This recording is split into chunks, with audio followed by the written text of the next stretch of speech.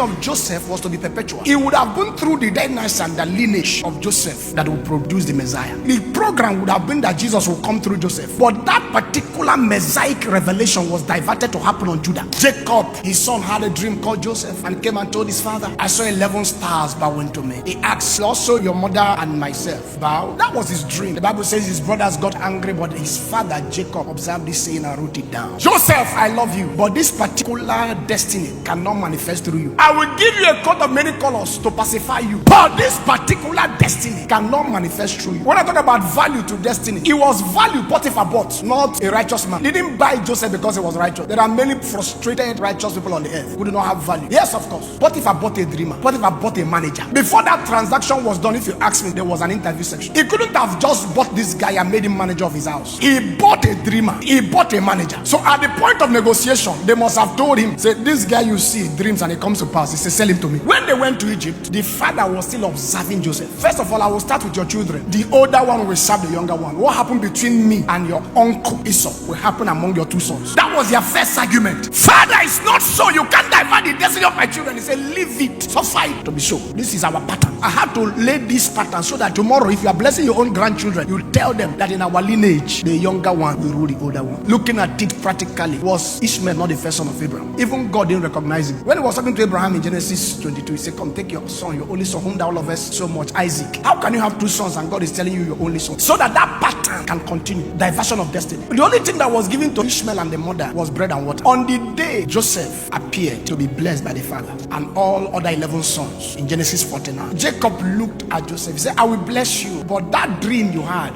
that your brothers bowing to you will not manifest in you. I will divert that destiny to Judah, your brother. The reign of Joseph was to be perpetual. It would have been through the dynasty and the lineage of Joseph that would produce the Messiah. He said, for my son shall be drawn out of Egypt. The person who went to Egypt first was Joseph. Jesus also went to Egypt to test what Joseph tested. The program would have been that Jesus will come through Joseph, but that particular Messianic revelation was diverted to happen on Judah. The reign of Joseph was for a season. After he reigned in Egypt, his season ended because there was no speakings to power it perpetually. That same vision was given to another. That destiny was given to another. Joseph only reigned in Egypt. After that, what else? But today, the man who got that destiny from his father is still reigning, even to the ends of the earth. Jesus from the tribe of Judah, David from tribe of Judah, Solomon from tribe of Judah. Jesus is also coming again as a lion of the tribe of Judah. Why? That destiny of Joseph was given to Judah. And Jacob called unto his sons and said, gather yourselves together that I may tell you that which shall befall you in the last days. Gather yourselves together and hear ye sons of Jacob, and hearken unto Israel. He started blessing every other person. He got to Judah and said, Judah, thou art he whom thy brethren shall praise. Thy hand shall be on the neck of thine enemies. Thy father's children shall bow down before thee. Judah is a lion from the prey. My son, thou art gone up and stood down. He goes as a lion, and as an old lion, who shall rouse him? On the next verse. The scepter shall not depart from Judah, nor a lawgiver from between his feet, until Shiloh come. That Shiloh there is the Messiah. And unto him shall the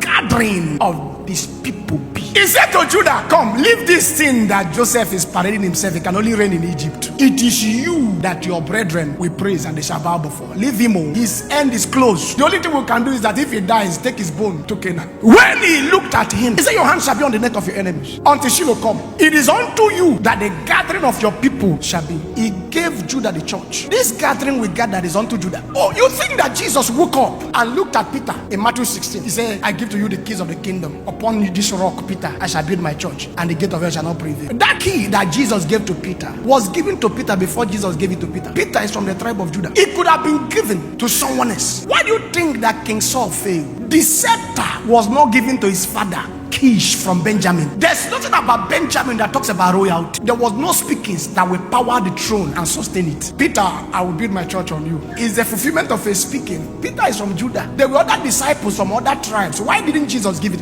He was able to decode that Christ is the Messiah, the Son of the living God, Christ. Not by his intelligence, but by the intelligence of the Spirit of Judah. He said to him, come, flesh and blood has not revealed this to you.